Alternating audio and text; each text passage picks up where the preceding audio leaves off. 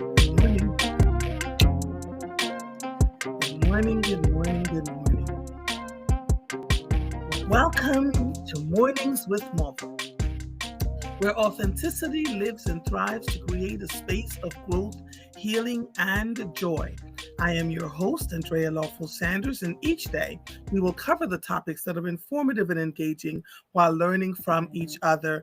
Good morning. Good morning, each and every one of you. I'm going to start the show with the morning motivation because, as always, I have David Alexander Jenkins with me on a Monday, and there's much to discuss. Okay, so let me start here. Done. Stop. This was a quote from the Reverend Dr. Alan E. Waller on a Sunday morning sermon. Usually, when he preaches, I have notes. I take notes on my phone because there's always something coming out of his mouth that I think would help all of us, myself included. So he said, God watches how you take care of the people around you as you are on your way up. We will have few friends and we do have many enemies. You must take care of your small circle, the ones that prayed and carried you through no matter what. There would be no Michael Jordan without Scottie Pippen. Take care of the ones who hold your hands up because they can smell you. There is a fine line between conceited and confident. The Reverend Dr. Alan E. Waller. Here is my inspiration. Treat people well. They may respect your position, but despise you.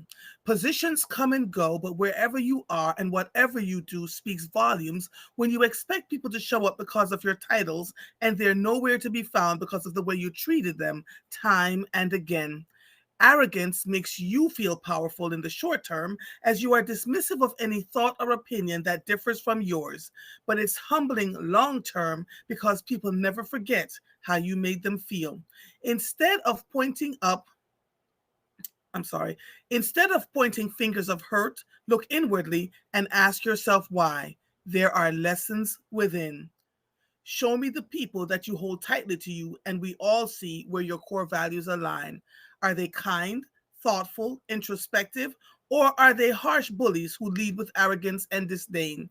These are the thoughts in my head as I observe behaviors that heal versus those that harm.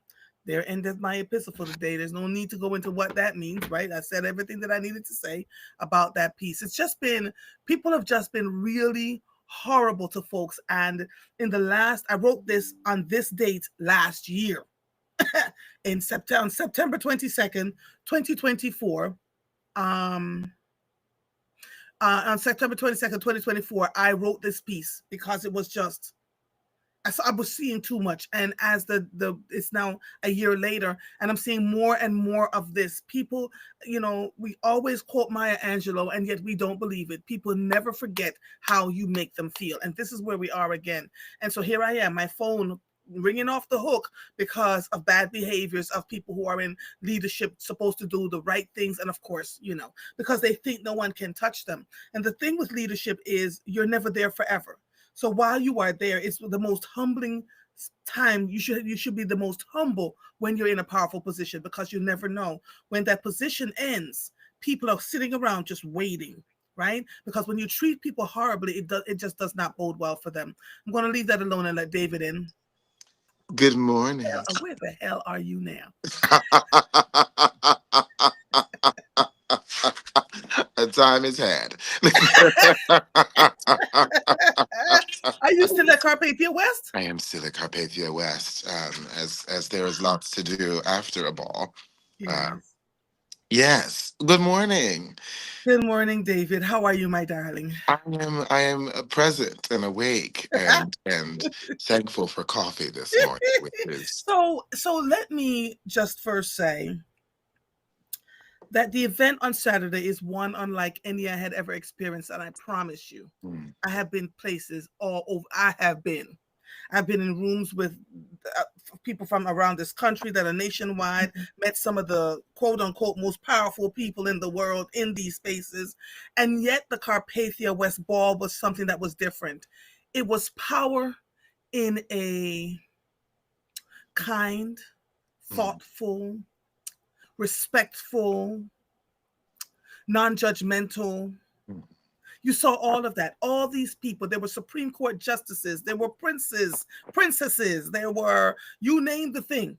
They were just floating through the room. And to a person, they were incredibly kind. To a person. The the woman who's the princess of the king, the sister, is Yes. she living in Ghana now? She's in Ghana, and Ambassador Buza is remarkable. I don't even have words. I don't Yeah. have words. So when we were walking, when we got out of the bus and we were walking up the steps and being greeted, I had this urge to hug and kiss her, like Yes. literally, right? And so after we walked away, because I was shaking everybody else's hand, some people kissed my hand, all of that. We were doing all of that. At the end, I walked over to her and I said, my apologies if I was untoward. I didn't mean, and she said, oh, no, no, no. She said, I felt your energy and it Mhm. was welcomed. I was like, okay. But then we started having conversations about what was going on around the world, how Supreme Court justices were coming together. These people were incredibly wealthy, wealthy beyond your imagination. And yet they were the most, I can't even, what's the word I'm looking for, Well, David? I think what you're describing is what often people feel. We've been taught, and by we I mean there's a general understanding that money equates to rudeness, arrogance, and all these other things. And the truth is that that is a very new money attitude. This attitude that you can sort of walk on top of people and they don't matter. I think when you have existed in some position of privilege, what that means is responsibility, right? So the two words for us are synonymous. Your privilege is your responsibility to the world, and there's no reason for you to ever walk around as an asshat. Daytime, sorry, but there's no room for that, and so I think you find that I find that the kindest people on earth exist in places that are at the very top where they've been there for a very long time because they have the ability to be kind. They can lean in on good energy and kindness and respect and building up other people, and I think that's also why there is a responsibility on that group of people to do good in the world. We came together for Protomos, which was an organization doing legal work around the globe, to give marginalized and indigenous communities access to the law, by making sure that they were represented when people come in to abuse their land and to use it for other things. So I think what you felt, I'm so glad that you felt that presence, and I'm so glad that you can explain to other people. I wonder because you came up from Philadelphia, and I wonder what that experience was like to leave Philadelphia, to arrive at Carpathia West, to sort of be received in this room of, I hope, what was a unabounding love, It was. um, and then to be sent back into the world with new friends, and people to sort of speak to and call upon. I think one of the people who certainly just really enjoyed you and who told me how much she really appreciated who you were and your light and your energy was Fiona Darroch. And Fiona is the head of chambers in the United Kingdom. She is a judge who is also the head of chambers, and so that is really quite impressive in the UK, particularly because she's a woman, and so she is a female head of chambers in the Yeah. United Kingdom. And this is judges have to go to her Yes. to correct law. Yeah. She's also the head of Protomos. She is the CEO of that organization, and it was her baby that was born into that place. And she happens to have had a career as an opera singer before she was a judge. So she said, "Oh my God, that Andrea! I just love that Andrea. I just have to get to Andrea. How do I get to Andrea?" And so I think that She was engaging me in conversation throughout she was talking to Joss for a while, but she kept staring at me, yeah, right? And I knew who she was, and I am always respectful of mm, everything that I was in. But she said, that thing you are wearing. yeah, Everybody all night long yeah. was like, where Oh, the hell did you find that thing you were but it's wearing? you. But it's you. So we we we know. We know So Andrea's going to come. and then you invited people. I saw council member Brooks. Kendra Brooks. She Yes. came off the bus in New York. I Yes. saw Candy Blocker, who jumped on. When she walked on the bus, opened my eyes wide and I was like, I know you. And she was like, yes, you interviewed me. I was like, oh, you're Yes. coming to this thing? Yeah, yeah, Yeah. yeah, yeah. It was Yeah. just, it was a Robin good Ayers. experience, right? And what I did most of the night was open my ears and shut my mouth. Mm, I listened. I wanted to see if there was any pretentiousness in the space. And people, Yeah. I mean, to a person, even the man that owns that beautiful estate that we were saying, just humble and Yeah. kind. And, he walked in and he said, "Are you cold?" I said, "No, I just want to, I said, my 4-inch heels have run their course." We started to laugh. Yeah. I'm going to post a video of you playing the piano. I Oh, haven't posted anything yet, David, because it was such a surreal evening and I wanted to soak it in and enjoy yeah. it. And the opera singer, the people, the band, Jesus, how am I going to go to anything else after this? Because I am so surrounded by people who are so pretentious and wanting to be seen. None these people. This was not that space. This was not that space, right? And this was wealth beyond what we consider wealthy. People think they may have $3.5 million. They're wealthy. Mm-mm.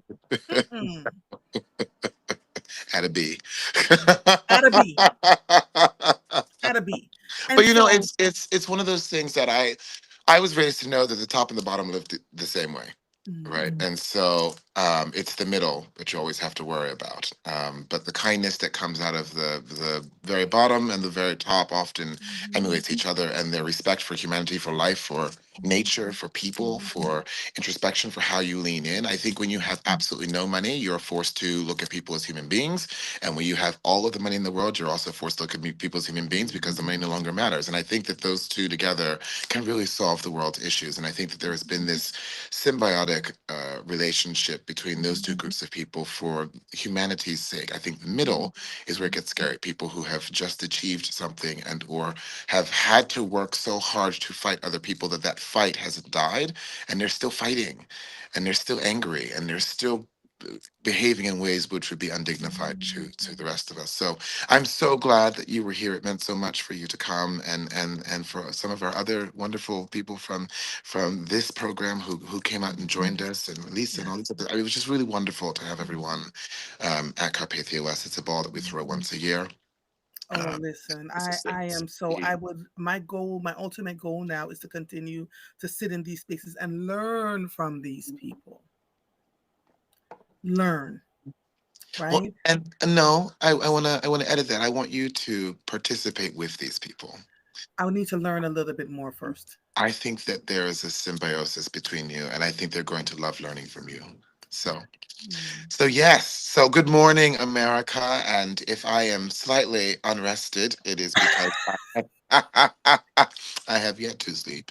And I have been on the go. I was in London at a paddle event for Adam Harrington, who's been raising capital and finding cures to diseases. And so I was at an event in London dealing with that. And that was Wednesday. And then we had the state visit, in which I flew right back to Carpathia West.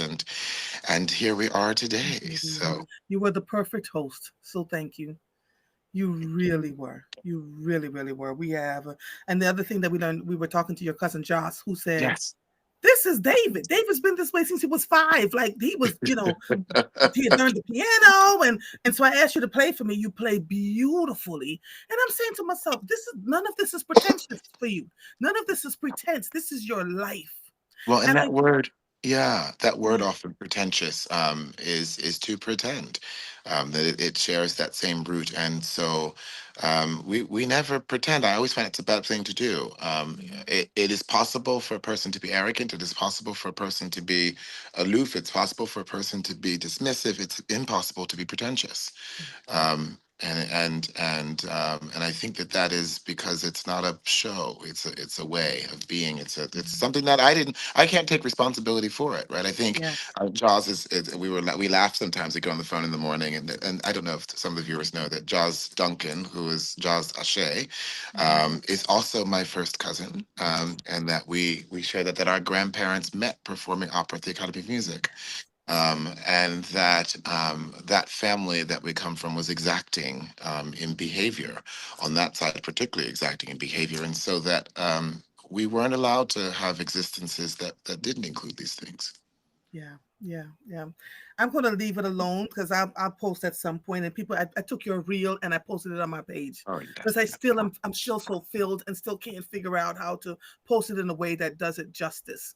mm. Anyway, let's Well, move on to the craziness that's going on in the world, shall we? Where would you like to start? There was the Charlie Kirk Memorial. There was our president saying that The media now has to get permission from him before they post anything about him from the press room. There are Russian jets flying over Poland. And we have the entire European Union and the United Nations, for which I will join this week, the United Nations, saying that they are recognizing Palestine and admonishing Israel for its crimes against humanity. So this that is all big news because that's really a smoking gun in what has already started as what we believe is probably World War III. So when we talk about freedom of the press, where we are firing people on their programs because we don't like the way that they handle news, that is something which is constitutionally protected. I need us to hear that. That is a tenet of the society of freedom of the press.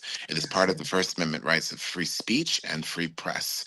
And when we look at the president deciding that he would like to control the narrative that is posted about him, that is a very scary thing. I was in England when the president and his wife arrived at Windsor Castle, when they had blasted across the castle photos of him with Epstein, photos of him and Melania in precarious positions. And I understand that that was not shown on TV in the United States of America on any major. Really, it sure wasn't. We saw none of that. You're absolutely correct. And there it was on the wall of Windsor Castle, these photos of him with Epstein and with Melania and with little children on the island and all sorts of. It's a very interesting. So it shows me that the propagandized media is not something which is happening. It has happened, right? We're already living in this area where that is a truth. When we look at things like the now federal Bureau of Investigation, who is going to go after Americans who speak ill of the president or don't have a patriotic history in their conversation, that is a very scary place to live. When suddenly the FBI is searching to see what you say about Charlie Kirk. Um, I also want to say this: I have never felt, and I don't think it now, that it's ever appropriate to shoot someone because of how you feel they've spoken. I don't think death is the penalty for speech, and I think speech is protected. So I don't care if you think that I'm the most awful person in the world and you want to have that conversation on stage. I think that that is your freedom and right of speech to decide that you feel I'm an awful person. And so I do not condone, nor do I forgive, for me, the person who chose to take out a life. That does not, however, negate the behavior of the person's life. And I think that there is this idea that if you were to say, I think this is a really horrific person, and the things that he has done or how he has stoked fires or what he has created in confusion, anarchy, unrest within this country to make it not a better place, in my opinion, that people suddenly feel like you are condoning his death. And I think that we have to be able to provide the space that says, no, your death is not decided by the way you die. How you live in life is not absolved by the way that you left this place. And so I think what we saw was someone who was speaking a bit too freely for governments like Israel, for governments like the United States of America, for all sorts of things, who then, 48 hours after speaking those things on television, happened to be shot in a way that seemed phenomenal to many. And I want to say that that is a part of the place in which we live today that we didn't live in 10 years ago or 3 years ago, and it's one that we should be really vigilant about as we move Or forward. that we were living in, but it was not openly displayed the way it's now, where it is Even now. then, I think when for instance Dr. King is one of those people that had a lot to say, that people moved out of this place because they didn't like the way he said it. The general consensus in the country was that's not okay. Today, the general consensus in the country is to do nothing. And so we took to the streets with big marches before. Now we are in our homes, silently watching with popcorn as though it was just another Wednesday, Thursday, Friday, Saturday, Sunday, Monday. And that, for me, is where the experiment of democracy, the one that works if you can keep it, falls to pieces. Because if we don't work to keep this great experiment going, it doesn't. And what comes after that always is this reach for power from the group of people that we've discussed, that middle, angry, new, rich person who believes that they have been shunned by rooms of success, real success, ones that you were in before, and also not accepted by rooms of extraordinary poverty. So they have this place of struggle and interior fight that comes out in the most animalistic way, and sometimes and often is willing to trample over you with a carriage to get where they're going. And I think the name of this game is power and control. And I think that in order to have complete power and control over people who felt that they were democratically living in bliss, is to seize it in brute strength and to hold on to it in a way which is what the history books have told us it would be before. And to make them believe that this being, that it's all for our own good. It's for our own good because these people over here are creating a scenario that's going to be dangerous for you. Listen to this. President Donald Trump praised Charlie Kirk as a great American hero and martyr for freedom as he had and other prominent conservatives gathered Sunday evening to honor the slain conservative political activist whose work they say must now advance. The memorial service for Kirk, whom Trump credits with playing a pivotal role in his 2024 election victory, drew tens of thousands of mourners, including Vice President J.D. Vance, other senior administration officials, and young conservatives shaped by the 31-year-old firebrand. Speakers highlighted Kirk's profound faith and his strong belief that young conservatives need to get married, build families, and pass on their values to keep building their movement. They also repeatedly told conservative activists, sometimes in confrontational tones, that the best way to honor Kirk was doubling down on his mission to move American politics further to the right. The president also said that Kirk was nice because he only spoke. He said, "I'm not so nice." He said this publicly and openly. Then he will posthumously receive the President Medal of Freedom. He said it last week. The president said it last week. He remembered Kirk as bigger now than ever before, calling him eternal. Trump first announced the award for Kirk last week in remarks at the Pentagon event to commemorate the 9/11 attack. Some people were starting to head for the exits about 30 minutes into his remarks. Then Governor Josh Shapiro says, has called for Americans to universally condemn political violence and find our better angels in the wake of conservative activist Charlie Kirk's assassination and a string of politically motivated violent incidents. We have got to universally condemn political violence no matter where it is, whether it's against Charlie Kirk or someone else. It is not okay. We all have to work together to condemn it. We've got to find our better angels. Shapiro, a Democrat, told NBC News Meet the Press moderator Kristen Welker in an interview that was taped on Friday and aired on Sunday. Um, Talk to me a little bit about why so many people are frightened by saying anything at all. Well, Um, we have to rewind first just a little bit. I am always um, in a space of contemplation and reflection about the words of Donald Trump, who says things like, "This is unacceptable," when you seemed not to even be able to recall the names of the people who were Democratic who were shot in their homes. For this same sort of rhetoric by people on the left. I'm also intrigued by the White House's statement that this must be a leftist nutso person who is anti X, Y, and Z. And what we discovered is that the person they have captured, whether I believe that it's actually a person who committed this crime or not, because I don't, but the person that they captured, it happens to be a alt-right young white male whose parents were alt-right MAGA fans, um, who is now the person in custody that everyone is saying has shot Charlie Kirk. So let us not believe that this is a politically motivated murder.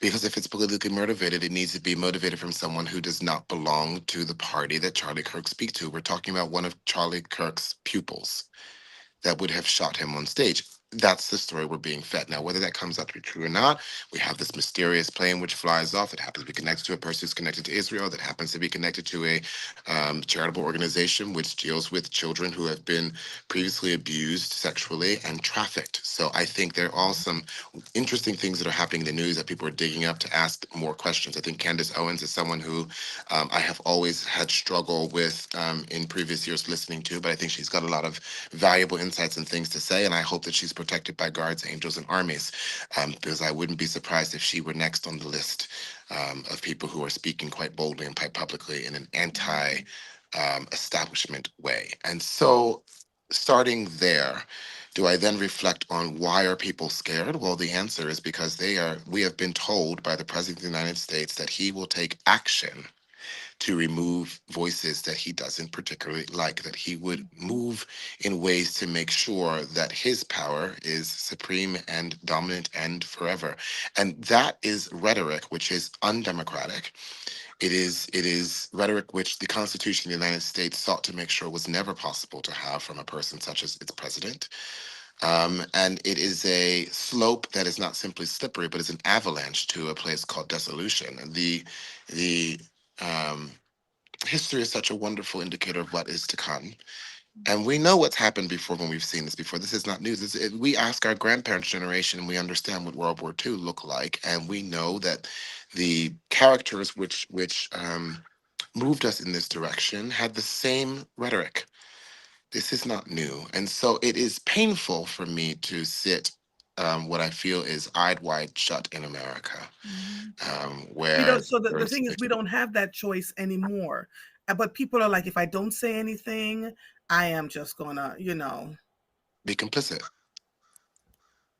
I mean, that's the answer. I mean, I don't want to sugarcoat it for people. If I do nothing, I'm complicit. And we said before, someone had asked me, Cassandra, owner of Bodacious, who was at the ball, Mhm. said to me, David, but what is the answer? Where do you think this is going? I said, the answer is that we're going towards war. And if it's nations And you against see the nations, or countries already preparing themselves because there's some strange things happening. all but So America. all but right, right. Now I want you to listen to this. This is Letitia James at a. Let me see I just wonder what the process is to move this forward. Woman asking so the that we question. can survive this. We're going to be okay because we're all in this together, one community. And each and every time he issues an executive order, we respond. We prepared for this moment prior to the election. We all came together because I was there during Trump 1, Trump 1.0, and so many others. We analyzed Project 2025. We analyzed jurisdiction. We analyzed claims. We analyzed standing. We distributed all of the subject matter to each respective states. We're ready. We're prepared. Do not give in to fear. We are fearless. This is not the time to be afraid. This is the time to stand up and fight back and to resist any temptation for them to divide us. We're in this together. The rule of law is on our side, and the one institution that has stood by our side is the courts. We will not give in, not give up. We will not capitulate. We will not bow. We will not bend. We will survive. That was Attorney General Letitia James at an event with attorney generals around the country. And in her conversation, woman got up and said she sounded very afraid. What can we do? The fear is palpable. And she said, we were planning for this. We went through Project 2025. We can rely on the courts. But here's where and Don't feel Fearless, she that. has been going, through this, with the president of the United States and his family. Here's the part that I struggle with. Mm, Judges are being threatened to shut their mouths. Judges' children have been killed, right? mhm. Or the judges, even if they get to a Judges judges rule in favor of people who are abiding by the law and are ignored. right, then it goes all the way up to the Supreme Court, and then The Supreme Court makes rulings that are ignored. The problem that people don't understand is at the end of the line, the people that would have to enforce the President of the United States executive office into action are the marshals. And the marshals are controlled by the President of the United States in the executive office. So unless he's going to have himself arrested, there is no actual recourse for the law. The law is supposed to be the buck stops here for people who are willing to. My father used to say all the time that doors and locks were meant to keep the innocent out. But a criminal was going to pick the lock or break the window or come through the door anyway. So that you don't lock your door because you're hoping to keep the people who are criminal out of your house. You lock your door as a deterrent against those who are actually innocent who would come and see that the door is locked and walk away. The law acts in the same way. These judges, these courts, these systems are all built there to keep a society which is generally good in check. That when they check the door, there's a lock and they say, okay, I abide by the rules of the game that we're playing by. Mhm. Today, we live in a world of a game called Monopoly where people take up the pieces and just throw them across the board. And they're not deterred by law. So even if the judges, as they have been doing, are checking and balancing, yes, that might be good at the lower level. Yes, it would at the other, and they go themselves up to the Supreme Court, and the Supreme Court says, first of all, if we don't already have a law that's ratified by the Senate and the House as a part of the Constitution, we're not going to issue any statement about that. That's scary in the first place. But let's say that they say this is illegal and that's wrong, and no, you can't do it. He just told us already, and he's done it already. He's just going to do it. And you know who's going to stop him? No one. Because actually, the people who would have to hold the check and the balance are the people. They'd have to, in brute And so force, frightening the people to go in interfere where they pull compliance. back, it's that's part of the plan, right? So people That's go, the oh my God, I'm so compliance. afraid, I don't know what to do, blah blah blah blah.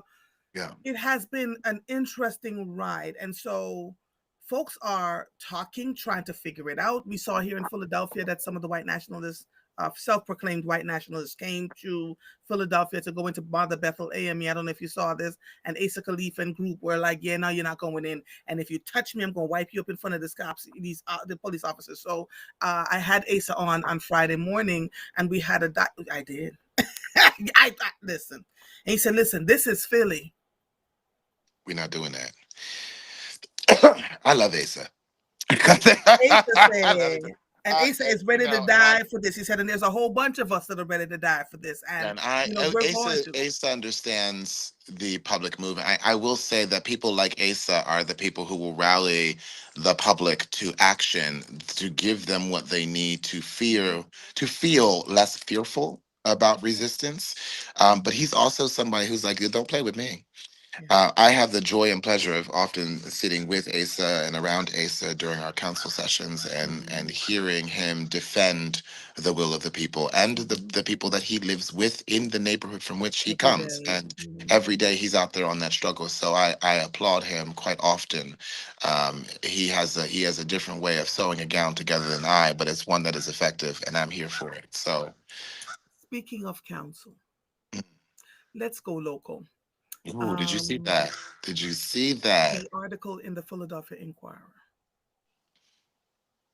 I don't know if your audience is aware. Let's walk them through the steps of what happened.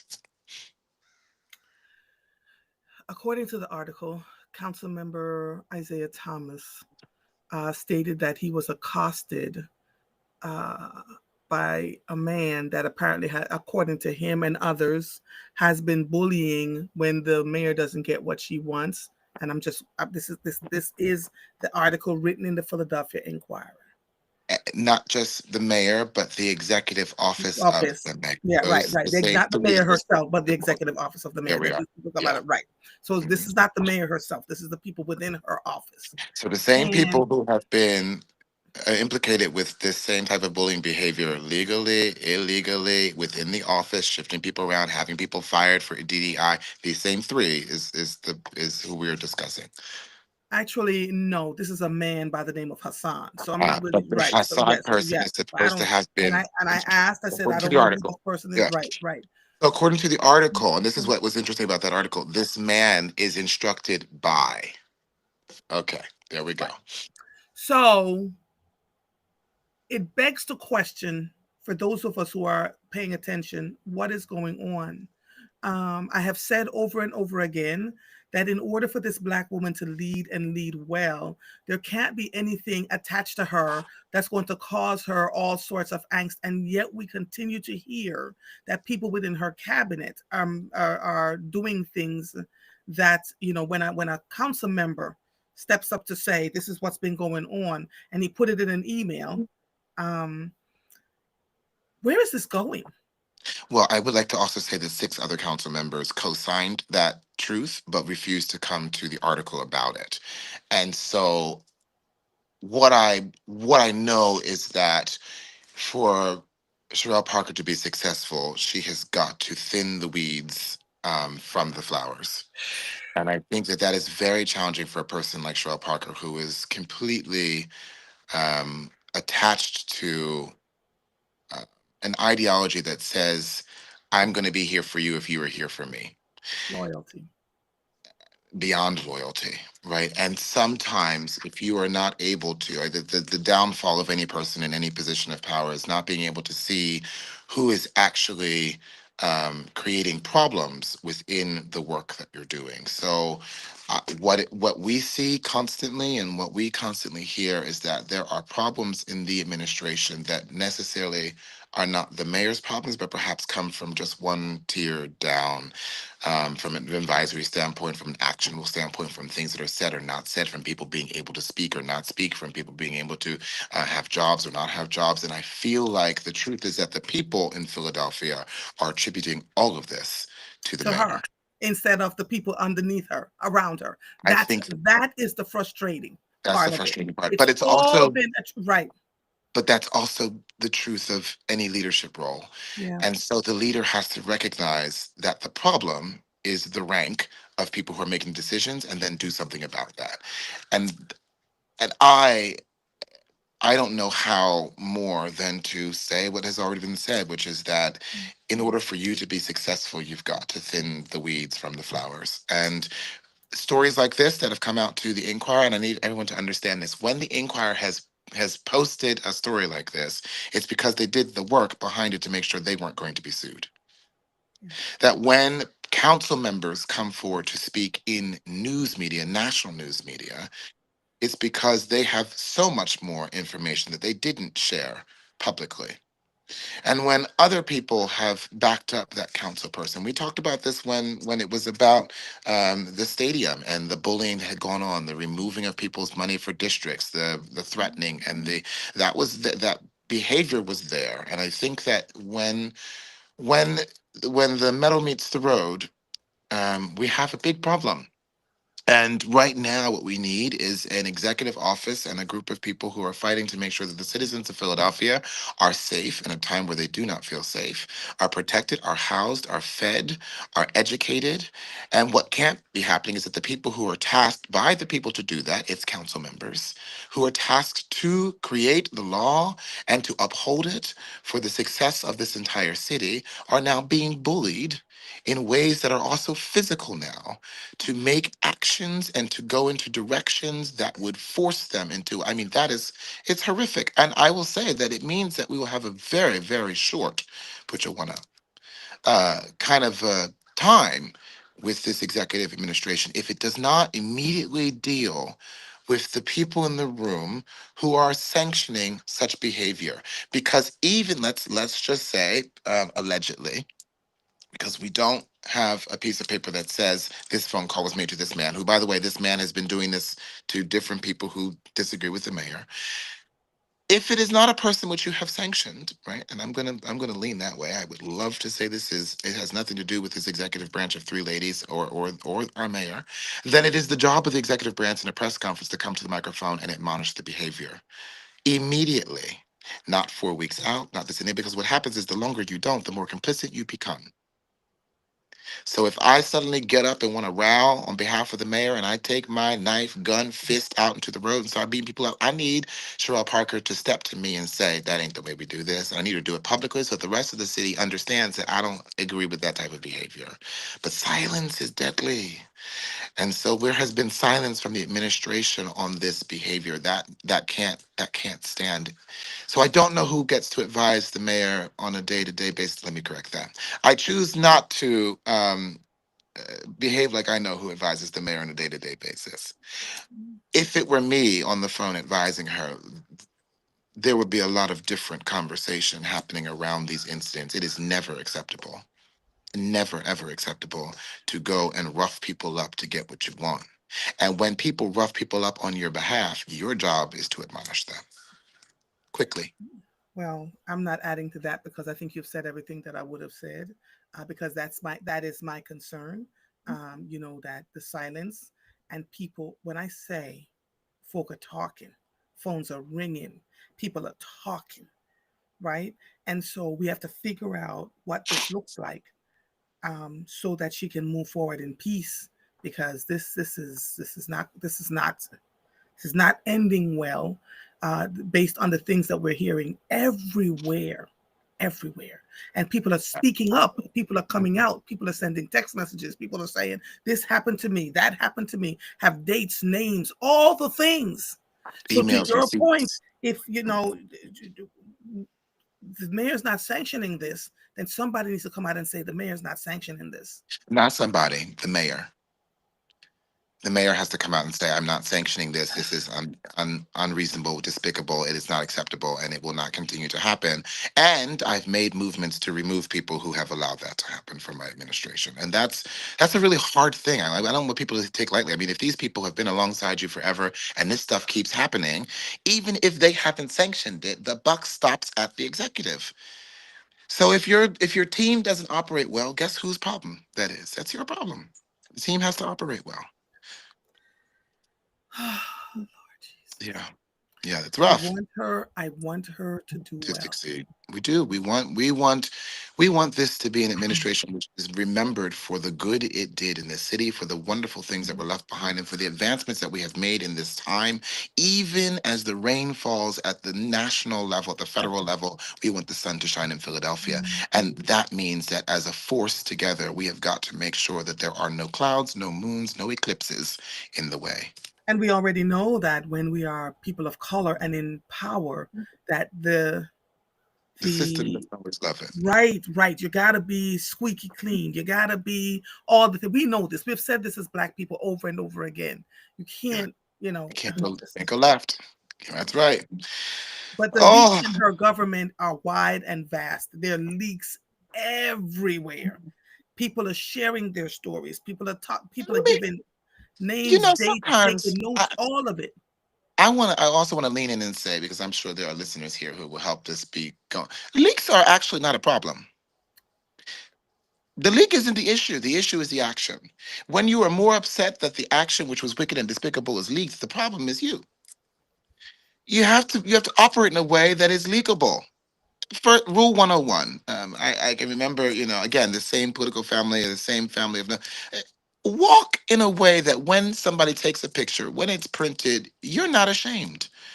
Move in ways that you can defend at all times. Don't do things that you then have to be worried about someone else saying, I didn't like the way that was done. Don't have those conversations. Don't make those actions that you would have to defend terribly later on. Walk in sunlight so that when somebody flashes a flashlight on you, it has no effect Yes, because the sun is already above you. yes. Do not And walk in clouds. And to give you an example of that, there was a principal, an assistant principal, I believe in another state. It wasn't him that they claimed had this horrible reaction at a park with the children, and so she was, put on suspension for indefinitely. She had just gotten the job, and they're saying that she was on drugs, et cetera, et cetera. This woman, the people showed up and they were like, no, I worked with her for 10 years. No, I'm a parent that had her in my school. No. So to your point, when the sun shines above you, when the darkness hits, the darkness cannot prevail. it is Yeah. it is then our actions that makes the difference in all of this, how we treat people. I have said, you all have heard me say this years and years and years and years and years, even right here with David. It is our kindness, then it's the way we treat people. The more we rise in power, the more our level of humility must come forth, because power is fleeting, y'all. It is. And when the power leaves, like this happened with this assistant principal, you know, they're saying somebody people, everybody's saying it's not her. That what they saw on this video was not her. Something happened. And so folks came to her defense. Now imagine if she was a horrific leader. Imagine if she didn't treat the parents and the children and the teachers that she worked with well for all those years that she had been in education. Then the response would have been different, would have been vastly different. And so this is what we're talking about. You understand what I'm saying? It is. There's a part of me as a Black woman, and one with empathy flowing through my veins, that is saddened by the things that I am hearing and seeing, because I know how it's going to end. I know how it's going to end. You literally, you cannot just be kind to people publicly. You have to be kind to people privately, especially privately, right? So that people can see that this is who you are. I Well, don't know. you have to be a kind person. You don't have to worry about being kind to people publicly or privately if you're a kind person. You don't have to worry about what is going to be said of you and your behavior if you behave as you are, if you're authentic, right? We talked in the very beginning about pretense and pretentiousness versus the reality of who a person is. If you walk in who you are from the time you start your day until the time you end your day, there is no question about that person. If that person belongs in a seat of governance, belongs in a church ministry, belongs as a child care provider or somebody who's going to guide you through your mental distress, will be determined by the type of person that is there. So if one wants to walk through a room with the honesty of I'm doing the best for the city, then they have to walk through that space at all times. And the people that they hire to walk through that space. If you hire a bully and they bully, then nothing can be said but that you received exactly what it is that the first fruits of your labor sowed. And if we're looking for a different response in the city of Philadelphia, if we're looking for this opportunity, which I have spoken about, for us to have a female mayor who can appeal to the city as a mother, because Yeah, we've talked no, about that, right? that appeal is When you so see her big. softer side, So everybody big. or embrace it. Yeah. Everybody embraces that motherly soft side. So if that is the side which is so well embraced, and the truth is that often it's moms in our houses who say, wait a minute, what's happening here, and come to clean up the problems, then there's some housekeeping that needs to be done. And it's hard to keep house when you have entrusted the people who mean something so dear to you, outside of your daily life and work, who've become super friends, super this and the other, cousins, sisters, if you will, in that type of relationship. As it gets very hard to say to those people, effectively you are the problem, because either you're not doing the job to stop these things from happening, or you are doing a job that's causing these things to happen. Yeah. And either one of those two things still falls in the same buck of the buck stops here. And here cannot be silence when you have a council member roughed up. That can't be silence. That's not here. And the person who would have otherwise dealt with that diversity, equity, and inclusion has just been fired. Like we've got a problem, and there's a hole in a boat that is going to create a crater, and it must be spoken to. So I think that it would be most efficacious for the mayor to come to the microphone and address this. I was having a conversation a few weeks ago with an old friend of mine, and she said, at least I know I can come to you to be hired if I need to get a job. And I looked her dead in her eye and I said, I don't hire my friends. That's right. I never do. I never Hmm. will. If we're Hmm. going to work, then the job has to be done. And I don't want to hear, but we've been friends for so long. But I have covered you. There are people on my team that I have known for a while that I know I can trust in the work, that understands what has to be done. But they also know that the level and the quality of the work, because my name is at the top of that thing. My name is attached to that thing. So you can't play around with me. We play zero games, zero, right? And she sat back and she looked at me nonplussed, and I was like, yeah, I will not hire my friends because Right. I need to be able to make decisions one way or the other. And friends, we have a saying that says, what is the thing? I can't remember it now, but something about, you despise the people that are your friends that are in your midst after you work with them for a while, because you just don't want to, if you don't want to do the work, or if you feel like they're moving ahead of you or whatever that is, then it becomes an issue. So I wish her the best. I wish someone from her team would, or her, the mayor herself, would come out and say, this is not happening. We're not doing this. I don't tolerate this, because the conversations beneath the surface, is an interesting one, to say the least. And council members are talking. Yeah. Folks are having conversations. Well, at least the one council member, Isaiah Thomas, is talking about it. I don't know what the others are doing here, but it's just been a Talking. lot. Yeah. Um, Yeah. Someone says, late here, can you elaborate on a council member being roughed up? What exactly happened? And I don't have the article in front of me, but he wrote a whole email about how he was accosted somewhere by somebody that works in the mayor's Tried to office. walk away, and the Yeah. person accosted them. Tried to leave and walk away. And so other council members had been saying, if that were me, I would have given him all the business back. Mhm. And Isaiah had actually walked away from the situation, tried to walk away before he was physically accosted. Um, We want the administration of Philadelphia to be successful because it means that we have a successful city, Mhm. right? So if Job And of so the all Hutt the good work agreement, that's happening now is being overshadowed by, yeah, and I mean, there's a lot if of good work happening. if Job of the Hutt or Chloe the dog is in the seat of the office of the mayor, it is my job and the duty of the people of Philadelphia who have any sort of sway to be able to make sure that we have a successful city. And so when that means that we get to praise the pond that we live in, which all frogs should do, it's exactly what we should do. And when it means that we have to say to the pond, we got some algae that needs to be dealt with, then we have a shock that has to come to the system to clean the algae from the pond. And I think that we're at a place where the survival of this great place right now in this particular time of national unrest is so important. Philadelphia is the epicenter of the thing that we call America. We like to think of Washington, D.C., but understand it was Mhm. here in this place that those documents were signed, where those people met, where our history begins, and where we will be visited next year. And if we have these gaping holes in our ideology, our understanding of ourselves, the way in which we behave, and the way that we operate as a city and as a government, we have a fracture that can tear this entire ship apart. That is not acceptable for where we are today, and it's not acceptable for where we think we need to go tomorrow. So it has to be dealt with All right. by the So, executive. right, Joss is asking who. So apparently, you may not have seen the article. The Philadelphia Inquirer over the weekend posted an article from an email from Councilmember Isaiah Thomas, who said that he was he was roughed up by someone within the mayor's team, and that this is not acceptable. And so it became a thing. People have been posting David, not you, David, but the other David Lipscomb. That's how I found out, because I woke up and I was like, wait, what? Because I don't subscribe to the Philadelphia Inquirer.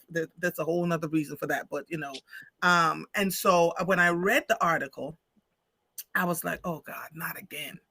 And I said not again because it's not the first time that was brought to my ears. It's just that this is the first time we've seen it. We've heard about it Printed. publicly happening. So then there has to be a way. I don't even, and this is not council president's job, is it? This is the mayor that should say something. The council president will, I'm sure, speak to this on Thursday. It is not his job to address the executive office, right? The council president addresses the council. He would address this from the standpoint of the protection of people on city council. And I pray that he does address this in remarks that he gives on Thursday when he opens that public session. I'm sure there are people who come to the microphone to talk about this, namely. The executive office is a different office, and its job is to take what the council legislates and to do it. And sometimes there's a confusion between the executive office and the legislature. David, did we lose you? I think we lost David. I think we lost David. I'm not sure what happened here, but while I'm waiting for David to come back, this is this. I want. This is the first Black woman that has been elected to the office of mayor in the city of Philadelphia. And we knew folks were going to come. We knew this was going to. We knew people were going to say things about her that made it uncomfortable. That they would tell stories, etc., etc. But when the people within your own team are saying these things are going on, and are now publicly having this, one thing to say it behind the doors and nobody else knows, and da da da da da. But now that it's becoming a more public thing, I do not want her. Laura says this person is out of control. What do you suggest we do as a collective to combat this? I don't know. This is a council member, and so council president would have to be the one to say, speak to or not speak to it, and then someone from Dennis said, I think the helicopter was landing. And then speak to or not speak to it. And then someone from the mayor's office, as David Alexander says, the mayor herself should probably address it, because this is one of her council people that, this happened to, one of the people in council that this happened to. So as a direct result of Councilmember Isaiah speaking about it, the rumblings all weekend long has been about this. David said, President Johnson said, don't get him caught up in this mess, and turned off David's commentary. Well, so we're going to leave that alone and see what happens over the next few days, or not happen, because maybe they will choose not to address it. So there's that. There was another young lady who was, I'm switching gears again. There was another young lady who went missing on September 11th and was found dead 3-4 days later. This is happening to college age students, a Black girl. I am asking you to pay attention. I know your children go off to college and you want to give them a little bit of a leeway, but I at this point I'm saying put some kind of tracker on your children's phones so that you can follow them. Give them geotags. I know they're grown, they're 18, 19, 20, 21, but you have to start to know where your family members are, because something sinister, it feels like strange fruit. Either they're being hung from trees, or, and again, the one guy, they said that he committed suicide, that he completed the act of suicide. There are a few more that no one's talking about. And so Colin Kaepernick is doing an independent research, an independent autopsy on the one young man, just to make sure that what they said happened actually happened. There were eyewitnesses who claimed that both his hands were broken and his one leg, and that he was beat up. So, we'll go to find, but I need you all to pay attention to what's happening around you in your families. Then there was another video that surfaced, and the camera showed Black people living in an almost all white community, and the camera showed somebody pouring gas all around the property and set it on fire with children inside. Right? So, it's the safety of being in your own community is a good thing too, because again, there are folks who live around you who resent the fact that you are able to do X, Y, and Z. And so how do you navigate around that? Pay attention to every single thing. Don't get so caught up in being part of the thing that you forget that there are dark forces within around us that don't want to see us survive and thrive. And so I'm tired of talking about it. I'm tired of telling you all to prepare yourselves. Make sure you have water. Make sure you have, I don't know how many ways to say this, Jesus.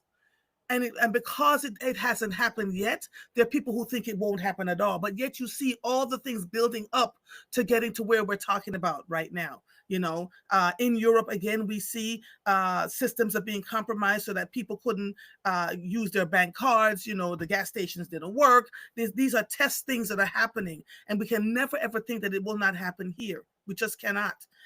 What else did I see in the news? There was just so much that I just don't even know.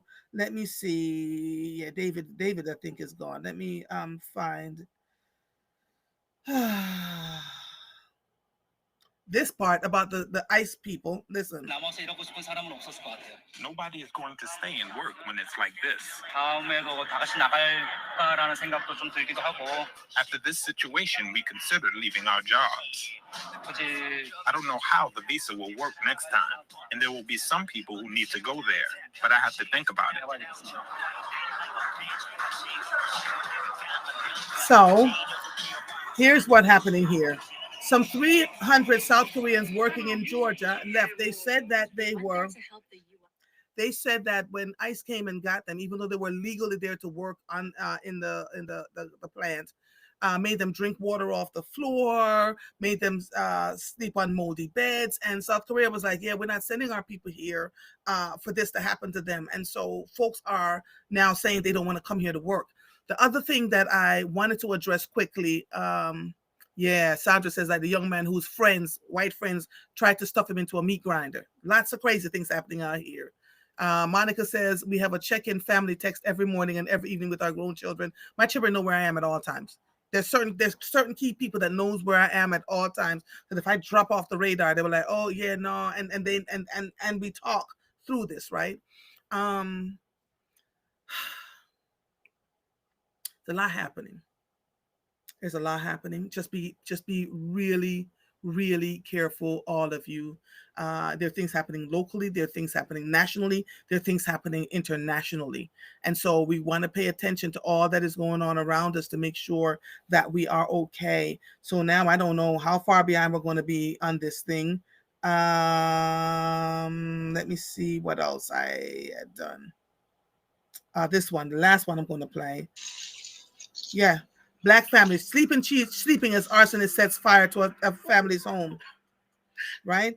And this is happening in neighborhoods where people are living in nice houses and they don't think it, but folks are like, you don't belong in our neighborhood. We want you out of here.